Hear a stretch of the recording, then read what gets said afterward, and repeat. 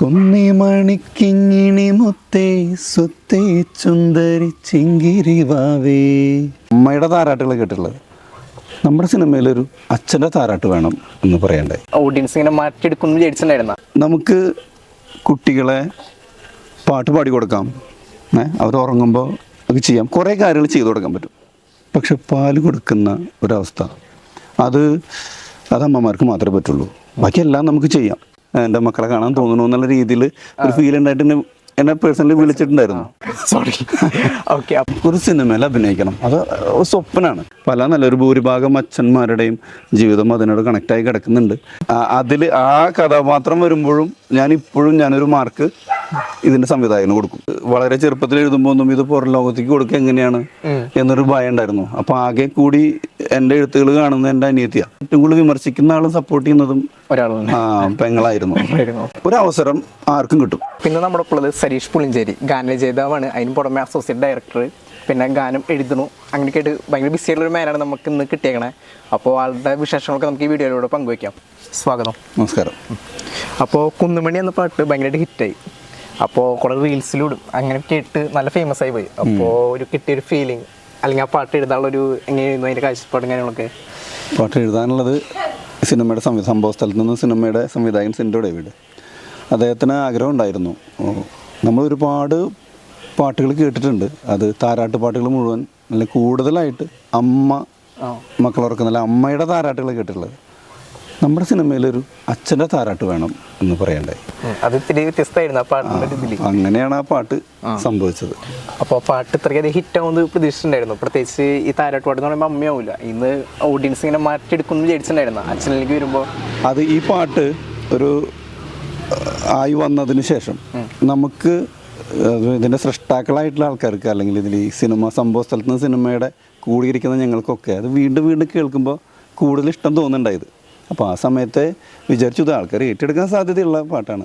പക്ഷേ വിചാരിച്ചതിനെക്കാട്ടും കൂടുതൽ സന്തോഷം തോന്നിയത് പലരും കേട്ടിട്ട്, ഈ ഗൾഫിലൊക്കെ ഉള്ള ആളുകൾ കേട്ടിട്ട് എനിക്ക് പെട്ടെന്ന് വീട്ടിൽ വന്ന് എൻ്റെ മക്കളെ കാണാൻ തോന്നുന്നു എന്നുള്ള രീതിയിൽ ഒരു ഫീൽ ഉണ്ടായിട്ട് എന്നെ പേഴ്സണലി വിളിച്ചിട്ടുണ്ടായിരുന്നു. അതുപോലെ തന്നെ സംവിധായകനോട് ഒരുപാട് പേര് കമന്റുകളും അങ്ങനെ തോന്നി. പിന്നെ ഈ ലിറിക്സ് ഇങ്ങനെ എഴുതുമ്പോൾ എങ്ങനെയായിരുന്നു അതിന്റെ ഫീലിംഗ്?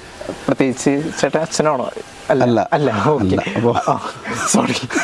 ഓക്കെ, അപ്പോൾ എന്തായാലും പുരുഷനാണല്ലോ, ആൺകുട്ടികളാണല്ലോ. അപ്പോൾ പ്രത്യേകിച്ച് ഇങ്ങനെ ഒരു അച്ഛൻ്റെ താരാട്ട് പാട്ടിൻ്റെ ലിറിക്സ് ഇങ്ങനെ എഴുതുമ്പോൾ നമുക്ക് എങ്ങനെയായിരുന്നു? അതിപ്പോൾ നമുക്ക് എന്തായാലും കുഞ്ഞുങ്ങളെ നമ്മുടെ ജീവിതത്തിൻ്റെ ഭാഗമാണ് ശരിക്കും. നമ്മുടെ അയൽപ്പക്കത്തുള്ള കുട്ടികളാവട്ടെ, അല്ലെങ്കിൽ നമ്മുടെ പെങ്ങന്മാരുടെ കുട്ടികളാവട്ടെ, ചേട്ടൻ്റെ മക്കളാവട്ടെ. അപ്പോൾ നമുക്ക് കുഞ്ഞുങ്ങളോടൊരു അടുപ്പം ഓൾറെഡി ഉണ്ട്.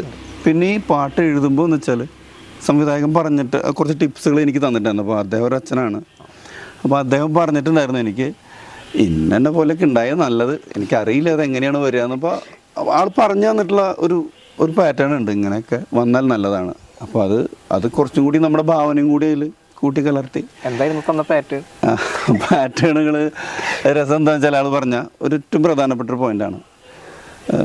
നമുക്ക് കുട്ടികളെ പാട്ട് പാടി കൊടുക്കാം, അവർ ഉറങ്ങുമ്പോൾ അത് ചെയ്യാം, കുറേ കാര്യങ്ങൾ ചെയ്തു കൊടുക്കാൻ പറ്റും.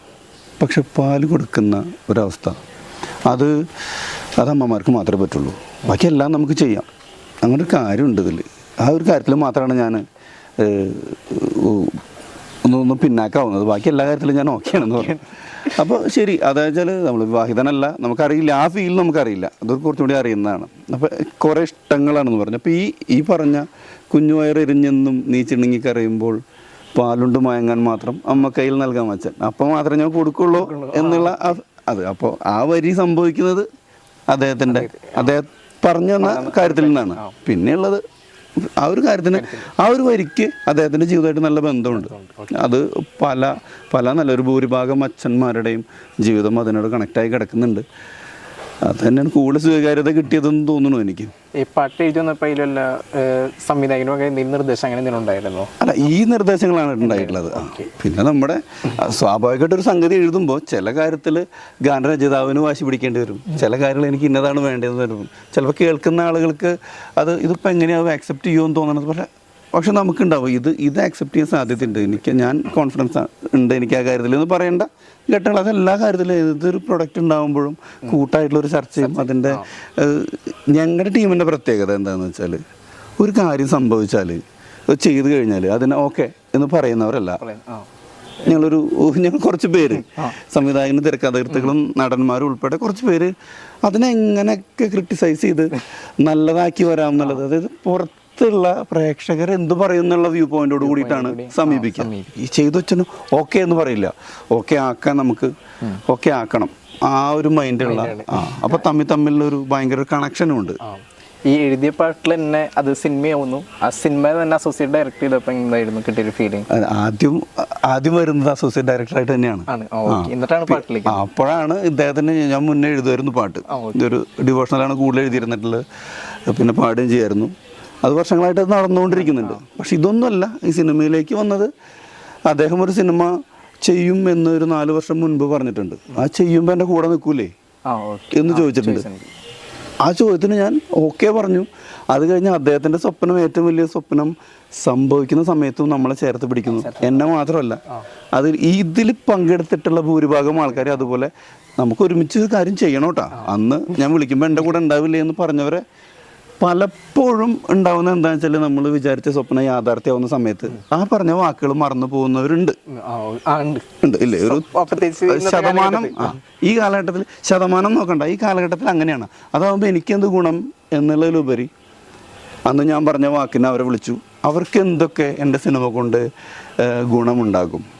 അപ്പോൾ ഇന്ന ആൾക്ക്, അപ്പോൾ ഇദ്ദേഹത്തിന് ഇതൊക്കെ പറ്റും, അത് നീ ചെയ്യാൻ നീ പ്രാപ്തനാണ്, ഞാൻ ഓക്കെയാണ്, നിനക്ക് പറ്റൂല എന്ന് ചോദിക്കുമ്പോൾ ഓക്കെ എന്ന് പറഞ്ഞ് നിന്നിട്ടുള്ളവരാണ് കൂടുതലും. അതും ഒരു സ്വപ്നം സാഫല്യമാവുന്ന സമയത്ത് മുൻപ് നമ്മുടെ ഒപ്പം ഉണ്ടായിരുന്നവർ ഓർത്തിരിക്കുക എന്ന് പറയുന്ന ഒരു പ്രോസസ്സ് ഉണ്ടല്ലോ, അത് ശരിക്കും സംഭവിച്ചിട്ടുള്ള സിനിമയാണ് സംഭവ സ്ഥലത്ത് നിന്നും എന്ന് പറയുന്നത്.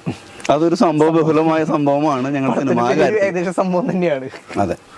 അപ്പോൾ ചെറുപ്പത്തിലെ പാട്ടുണ്ടല്ലേ, എഴുത്തും കാര്യങ്ങളൊക്കെ ഉണ്ട്. അതങ്ങനെ അങ്ങനെ നമുക്ക് വളരെ ചെറുപ്പത്തിൽ എഴുതുമ്പോൾ ഒന്നും ഇത് പുറം ലോകത്തേക്ക് കൊടുക്കുക എങ്ങനെയാണ് എന്നൊരു ഭയം ഉണ്ടായിരുന്നു. അപ്പോൾ ആകെ കൂടി എൻ്റെ എഴുത്തുകൾ കാണുന്നത് എൻ്റെ അനിയത്തിയാണ്. പാട്ടും ആ കാര്യത്തിലും പാട്ടിൻ്റെ കാര്യത്തിലും അവളെ തന്നെയാണ് എനിക്ക് നന്നായിട്ടുണ്ട്, കുഴപ്പമില്ല സപ്പോർട്ടുള്ളത്. നമ്മുടെ ഏറ്റവും കൂടുതൽ വിമർശിക്കുന്ന ആളും സപ്പോർട്ട് ചെയ്യുന്നതും പെങ്ങളായിരുന്നു. അപ്പോൾ പാട്ടിൽ നിന്ന് വിട്ടൊരു സേഫ് അസോസിയേറ്റ് ഡയറക്ടറായി ഇപ്പോൾ കിട്ടിയൊരു ഫീലിംഗ്, അല്ലെങ്കിൽ എനിക്ക് എന്തെങ്കിലും നേരിടേണ്ട പ്രശ്നങ്ങൾ അങ്ങനെ എന്തെങ്കിലും വന്നിട്ടുണ്ടായിരുന്നു? നേരിടേണ്ട പ്രശ്നങ്ങൾ വെച്ചാൽ 8 വർഷത്തോളമായിട്ട് സിനിമാ ഫീൽഡിലുണ്ട്. അസിസ്റ്റന്റ് ഡയറക്ടറായിട്ട് അസോസിയേറ്റ് ആയിട്ടൊക്കെ വർക്ക് ചെയ്യുന്നുണ്ട്. അതിലേക്ക് എത്തുന്നത് എങ്ങനെയാണെന്ന് വെച്ചാൽ എനിക്ക് തോന്നുന്നു ഇപ്പോൾ നമ്മുടെ ആഗ്രഹം ചോദിക്കുക ചെറുപ്പത്തിൽ എന്താണ് ആഗ്രഹം എന്ന് ചോദിക്കുന്നത് 1ാം ക്ലാസ്സിലോ 2ാം ക്ലാസ്സിലോ 3ാം ക്ലാസ്സിലോ 4ാം ക്ലാസ്സിലോ ആകുമ്പോഴേക്കും നിനക്ക് എന്താണ് ആഗ്രഹം എന്ന് ചോദിച്ചാൽ ഓരോ കുട്ടികളും പറയുന്ന വാക്കുണ്ടാവും. ഒരാൾ പറയും എനിക്ക് ടീച്ചറാവണം, എനിക്ക് മാഷാവണം, എനിക്ക് പോലീസാവണം. അങ്ങനെയൊക്കെ പറയുമ്പോൾ ഞാനന്ന് പറഞ്ഞു എനിക്ക് സിനിമ നടനാവണമെന്നാണ്. അതെന്തുകൊണ്ട് പറഞ്ഞു എന്നുള്ളത് വേറൊരു കഥയാണ്, അതൊരു വേറെ ലെയർ ഉണ്ട് അതിന്. അപ്പോൾ അങ്ങനെ പറയുമ്പോൾ ടീച്ചർമാർ ഓക്കെ നമ്മളൊന്ന് നോക്കി നമ്മുടെ രൂപം കാര്യങ്ങളൊക്കെ കണ്ട് ശരി എന്ന് പറഞ്ഞു. അത് കഴിഞ്ഞ് വർഷങ്ങൾക്ക് ശേഷം സിനിമ നടനായി എന്ന് പറയുന്നത് സംഭവ സ്ഥലത്ത് നിന്ന് സിനിമയിലാണ്. അപ്പോൾ ഇതിലേക്കുള്ള യാത്ര എന്താണെന്ന് വെച്ചാൽ എന്നെപ്പോലെ തന്നെ ഒരു ഇതുപോലെ ശതമാനക്കണക്കില്ല അതിന് 99+ ആളുകളും ആദ്യത്തെ നമ്മുടെ നോട്ടത്തിൽ എന്താ സിനിമാ നടനാണ് ഇതിൽ ഏറ്റവും വലിയ ആൾ, നമ്മൾ കാണുന്നത് അവരെയാണല്ലോ. പക്ഷേ സിനിമയുമായി കൂടുതൽ അടുത്ത് വരുമ്പോൾ കാണാം ഇതിനേക്കാൾ വലിയ കാര്യങ്ങൾ മുന്നിലുണ്ട്. അതിനൊക്കെ കൺട്രോൾ ചെയ്യുന്ന പവറുള്ളവരുണ്ട് എന്ന് മനസ്സിലാവും. അത് മനസ്സിലായി വരുമ്പോൾ അപ്പോഴും നമുക്ക് നമ്മുടെ ഇഷ്ടം വിട്ടുപോകില്ല. നമ്മളിൽ നിന്ന് നമുക്കൊരു സിനിമയിൽ അഭിനയിക്കണം, അത് സ്വപ്നമാണ്. അതിലേക്ക് എത്തിപ്പെടാൻ എന്ത് ചെയ്യണം, എന്ത് വഴി എന്ന് ആലോചിച്ച് പിന്നീട് ഓരോരോ ഭാഗങ്ങളായിട്ട് തിരഞ്ഞെടുക്കണം. അപ്പോൾ മേക്കപ്പ് മാനായിട്ട് നിൽക്കേണ്ടി വരുന്നവരുണ്ടാവും, അസിസ്റ്റന്റ് ഡയറക്ടറായിട്ട് നിൽക്കുന്നവരുണ്ടാവാം. അങ്ങനെ സിനിമ നടനാവാൻ വേണ്ടി വന്ന് വേറെ പലതുമായി പോവേണ്ടി വന്ന ഒരുപാട് ആളുകളുണ്ട് സിനിമയിൽ. നിലവിൽ സ്റ്റിൽ ഒരു സിനിമയിൽ അഭിനയിക്കാൻ വഴി കൂടെ പോകുന്ന ഒരു കുട്ടിയോട് ചോദിക്കുകയാണ് അഭിനയിക്കണമെന്ന് ചോദിച്ചാൽ അവനും ആഗ്രഹമുണ്ട്, പക്ഷെ എത്തിപ്പെടാനും അത് നിലനിർത്താനും ആണ് പ്രയാസം. ആ പ്രയാസങ്ങളിലൊക്കെ ഇഷ്ടം പോലെ നേരിട്ട് തന്നെയാണ് ഇപ്പോൾ നിലവിൽ ഇവിടെ വന്ന് നിൽക്കുന്നത്. അവശേഷം പറഞ്ഞ വേറെ ലെയർ ഉണ്ടെന്ന് സിനിമക്കാരനാവാനായിട്ട് ക്ലാസ്സിൽ പറഞ്ഞപ്പോൾ ആ ലെയർ എന്തായിരുന്നു? ലെയറുകൾ എന്ന് പറഞ്ഞാൽ ആദ്യം ഒരവസരം ആർക്കും കിട്ടും. ഇപ്പോൾ ജസ്റ്റ് അഭിനയിക്കുന്നതെന്ന് ചോദിച്ചാൽ വന്നാൽ അഭിനയിക്കാം. പക്ഷെ അതിൽ നിലനിൽക്കാൻ വേണ്ടി കഠിന പ്രയത്നം ആവശ്യമാണ്. ഒറ്റയടിക്ക് ഒരു സ്വപ്നവും സാക്ഷാത്കരിക്കപ്പെടില്ല. ഇനി ഇതൊക്കെ പറഞ്ഞെത്തിപ്പെടുമ്പോഴും നമ്മളിങ്ങനെ സ്ട്രഗിൾ ചെയ്തുകൊണ്ടേയിരിക്കണം. നമ്മുടെ യാത്രകൾ കഠിനമാണ്. നമ്മുടെ ആത്മാർത്ഥത ഒട്ടും കുറയാൻ പാടില്ല. കിട്ടി, ഞാൻ വെട്ടിപ്പിടിച്ചു, ഞാനെല്ലാം കീഴടക്കിയെന്ന് തോന്നുന്നിടത്ത് ഒരു കലാകാരൻ്റെ പതനം ആരംഭിക്കുക. പുതിയ പുതിയ പഠനങ്ങൾ, പുതിയ പുതിയ കാര്യങ്ങൾ നമ്മൾ പഠിച്ചുകൊണ്ടേയിരിക്കണം. അത് നമുക്ക് ശ്രദ്ധിച്ചാൽ കിട്ടും. നമുക്ക് ഓരോ കാര്യങ്ങളിൽ നിന്നും ഓരോന്ന് പഠിക്കാനുണ്ടാവും. പഠനമാണ് ഈ ലെയർ എന്ന് പറഞ്ഞാൽ, പഠനത്തിന്റെ ലെയറാണ് ഞാൻ പറയുന്നത്. പഠിച്ച് പഠിപ്പ് തീരുന്നില്ല. ഓക്കെ. അപ്പോൾ ഈ അഭിനയിച്ച കഥാപാത്രം സ്ക്രീനിലേക്ക് എത്തിയപ്പോൾ എന്ത് തോന്നി? സന്തോഷം തോന്നി. അതിൽ ആ കഥാപാത്രം വരുമ്പോഴും ഞാനൊരു മാർക്ക് ഇതിന്റെ സംവിധായകന് കൊടുക്കും. അപ്പോൾ അദ്ദേഹത്തിന്റെ സിനിമ, അദ്ദേഹം ആദ്യമായിട്ട് സംവിധാനം ചെയ്യുന്ന സിനിമയിൽ ആദ്യമായിട്ട് കാണുന്ന ഫേസ് എൻ്റെയാണ്. അപ്പോൾ ഈ വന്ന യാത്രയുടെ ഗ്യാപ്പിൽ ഫേസ് വാല്യൂ അല്ലെങ്കിൽ ഫോട്ടോ ഫേസ് ഇല്ല എന്ന് പറഞ്ഞ് മാറ്റി നിർത്തപ്പെട്ടിട്ടുള്ള ഒരാളാണ് ഞാൻ. ആ ഫോട്ടോ ഫേസ് ഇല്ലാത്ത ഒരാളെ ഫേസ് ആദ്യമായിട്ട് സിനിമയുടെ മുന്നിൽ കാണാൻ വന്നിരിക്കുന്ന ആളുകൾക്ക് മുന്നിൽ കൊണ്ട് ഇങ്ങനെ വെക്കുന്ന ആ ഒരു കാര്യം ഉണ്ടല്ലോ, അത് ചെയ്ത അദ്ദേഹത്തിൻ്റെ വലിയ മനസ്സിനും എൻ്റെ ഭാഗ്യത്തിനും ഞാൻ 100 മാർക്ക് കൊടുക്കാം. തോന്നിയിട്ടുണ്ട്. പിന്നെ ഈ കഥാപാത്രം ചെയ്യുമ്പോൾ ഈ പറഞ്ഞ ഈ സിനിമയിൽ വന്ന് അഭിനയിച്ച് പോയ ആളുകൾക്കൊക്കെ ഞാൻ ഓരോന്ന് പറഞ്ഞു കൊടുത്തിട്ടുണ്ട്. ഇങ്ങനെ ചെയ്യണം, ഇങ്ങനെ ചെയ്തപോലെ ഡയലോഗ് പഠിപ്പിക്കേണ്ട പണിയൊക്കെ എനിക്കാണല്ലോ. ചീഫ് അസോസിയേറ്റ് എന്നുള്ള രീതിയിൽ അവരുടെ ഡയലോഗ് പഠിപ്പിച്ചു കൊടുക്കണം. അപ്പോൾ സാറ് പറയും, സിൻഡോ സാർ മീൻസ് ക്യാപ്റ്റൻ പറയും, ഇത് ഇന്നതാണ് കാര്യങ്ങൾ. ഓക്കെ, അത് പോയി അവരോട് കൺവിൻസ് ചെയ്ത് അവരെ ഇതിൻ്റെ മുന്നിൽ കൊടുന്ന് അവരെ പെർഫോം ചെയ്യിപ്പിക്കേണ്ട അത്ര ഉത്തരവാദിത്വം നമുക്കുണ്ട്. പക്ഷെ നമ്മൾ ചെയ്യുമ്പോൾ എന്ത് ചെയ്യും? നമ്മൾ വരുമ്പോൾ നമുക്ക് നമ്മളെ പുറത്തുനിന്ന് നോക്കാൻ പറ്റുള്ളൂ. അപ്പോൾ തിരക്കഥാകൃത്തായിട്ടുള്ള അതിൽ 2 പേരോടും പറയണം, അഖിലേഷ് തയ്യൂറും സഞ്ജു വെള്ളവള്ളിയുടെ ഇത്രയും കാലത്തെ എഴുത്തിൻ്റെ ഒരു ആകത്തുക എന്ന് പറയുന്നതിൻ്റെ ആദ്യത്തെ കഥാപാത്രം വേദിയിലേക്ക് വരുന്നു, ഈ സ്ക്രീനിലേക്ക് വരുന്നു.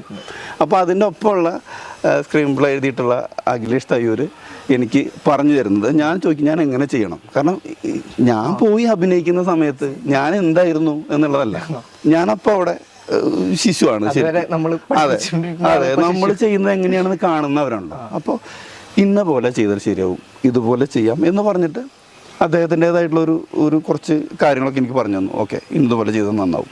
പിന്നെ ഇത് ചെയ്ത് കഴിയുമ്പോൾ അവസാന വാക്ക് ഞാൻ മോണിറ്ററിൽ പോയി നോക്കിയിട്ടില്ല. കാരണം വെച്ചാൽ അവിടെ ഡയറക്ടർ ഇരുന്നിട്ട് എനിക്കിത് ഓക്കെയാണ്, മതി, ഒന്നുകൂടി വേണ്ട, എനിക്ക് ഓക്കെയാണ്. അപ്പോൾ ആ ഓക്കെ എന്ന് പറഞ്ഞപ്പോൾ സന്തോഷം തോന്നി. ഓക്കെ, അദ്ദേഹം ഉദ്ദേശിച്ച സംഭവം കിട്ടിയിട്ടുണ്ടല്ലോ. അപ്പോൾ തിരക്കഥാകൃത്തുക്കൾക്കും ഞങ്ങളും തൃപ്തരാണ് പറഞ്ഞത്. പിന്നെ നമുക്ക് വേറെ ഒന്നും നോക്കല്ല. എനിക്ക് അവരും ഓക്കെ ആയപ്പോൾ തന്നെ ഞാൻ ഹാപ്പിയായി. അപ്പോൾ ഈ മറ്റേ സ്ക്രിപ്റ്റ് നായികന്മാർക്ക് പറഞ്ഞു കൊടുക്കുകയാണെന്ന് പറഞ്ഞത് ചേട്ടൻ്റെ ജോലി അതായിരുന്നു. അപ്പോൾ അവർക്ക് പറഞ്ഞു കൊടുക്കുമ്പോൾ അതിൽ എന്തെങ്കിലും മിസ്റ്റേക്ക് അങ്ങനെ എന്തെങ്കിലും ഉണ്ടായിരുന്നു, അല്ലെങ്കിൽ അത് ഒരു മാറ്റണം അങ്ങനെ എന്തെങ്കിലും പറഞ്ഞിട്ടുണ്ടായിരുന്നു? അല്ല, ഇത് ചോദിക്കും ഇതിപ്പോൾ എങ്ങനെ ചെയ്യേണ്ടതെന്ന് പറയുമ്പോൾ കുറച്ചൊക്കെ ഇത് നമ്മുടെ ഉള്ളിൽ കിടക്കുന്നുണ്ട്. ഇങ്ങനെ ചെയ്താൽ നന്നാവും സാർ, ഇത് ചെയ്താൽ ഓക്കെ ആണോ? ഓക്കെ, ഡയറക്ടർ സാർ എന്ത് പറഞ്ഞു? അത് ഓക്കെയാണ് പറഞ്ഞിട്ടുള്ളത്, ചെയ്തിട്ട് ശരിയല്ലെങ്കിൽ നമുക്ക് നോക്കാമെന്ന് പറഞ്ഞിട്ട് അങ്ങനെ. പിന്നെ തർക്കങ്ങൾ ഉണ്ടായിരുന്നില്ല. മറ്റ് വലിയ ആർട്ടിസ്റ്റുകൾക്കൊന്നും ശരിക്കും ഒരു തരത്തിലും നമ്മൾ പുതിയ ആൾക്കാരൊന്നും അല്ലെങ്കിൽ നമ്മുടെ മേലെ പോയി നിന്ന് അങ്ങനെ ഒന്നും ഉണ്ടായിട്ടില്ല. അവർക്ക് വളരെ കൂളായിട്ടോ, ഇതാണോ വേണ്ടത്, അതെ ഒന്നുകൂടി വേണോ ചെയ്യാം, അങ്ങനെ നല്ല നമ്മുടെ ടീമിനോട് ചേർന്ന് പോയ ഒരു പടം. അപ്പോൾ ഈ പാട്ട് എഴുതുമ്പോൾ എന്തൊക്കെ പ്രിപ്പറേഷൻ എടുക്കണേ? പാട്ട് എഴുതുമ്പോൾ പ്രിപ്പറേഷൻ എടുക്കുക എന്ന് പറഞ്ഞാൽ ഞാൻ പറഞ്ഞില്ലേ, ചെറുപ്പം മുതലേ എഴുത്തിൻ്റെ ഒരു പരിപാടി ഉണ്ട്. പിന്നെ നമ്മൾ നിരീക്ഷണം അത്യാവശ്യമാണ്. പിന്നെ നന്നായി വായനകൾ ഉണ്ടാവണം. നമുക്ക് നമ്മുടെ വായനാശീലം വർദ്ധിപ്പിക്കണം എന്ന് പറയില്ലേ, അങ്ങനെ. ആ പാട്ട് പാടിയിരിക്കുന്നത് ഭയങ്കരമായിട്ട് ഞാൻ ആരാധിക്കുന്ന മധുചേട്ടനാണ്. മധുചേട്ടനും ചിത്രാരനും കൂടിയിട്ടാണ് പാടിയിരിക്കുന്നത്. അതിൻ്റെ സംഗീതം ചെയ്തിരിക്കുന്നത് അജയ് ജോസഫ്. അപ്പോൾ ഞാൻ പാട്ട് രണ്ടുപേരും കുന്നിമണിക്കിങ്ങിണി മുത്തേ സുത്തേ ചുന്ദരി ചിങ്കിരിവാവേ അച്ഛൻ്റെ പൊന്നും കൂടമേ കണ്ണേ കൺമണിയേ ആകാശക്കൊമ്പിലൊരോമൽ തൊട്ടിൽ ഞാൻ കെട്ടാം പൊന്നെ ആലോലം താലോലം താരാട്ടാമെൻ്റെ പൊന്നുണ്ണിപ്പൂവേ, കുന്നിമണിക്കിങ്ങിണി മുത്തേ, സ്വത്തേ ചുന്ദരി ചിങ്കിരിവാവേ, അച്ഛൻ്റെ പൊന്നും കൂടമേ കണ്ണേ കൺമണിയേ. അല്ലെങ്കിൽ അതിമനോഹരമായിട്ട് ചേട്ടൻ നാവുന്ന കേട്ടപ്പോൾ സന്തോഷം. Thank you. ഇനിയും കുറേയധികം വലിയ വലിയ പാട്ടുകളൊക്കെ പറ്റിയെന്ന് ആശംസിക്കുന്നു. ഒരുപാട് സന്തോഷം. അപ്പം ഇനി അതർ ലാംഗ്വേജിൽ പാട്ട് എഴുതാൻ നോക്കുന്നുണ്ടോ? അവസരം കിട്ടിയാൽ എടുത്തു ചെയ്യും. അവസരം കിട്ടുമെന്ന് വിചാരിക്കുന്നു. ഇനിയും അപ്പം ഇനിയും വേറെ വേറെ ഭാഷകളിലൊക്കെ പാട്ടുകൾ എഴുതി ഹിറ്റ് ആവട്ടെ എന്ന് ആശംസിക്കണം. Thank you.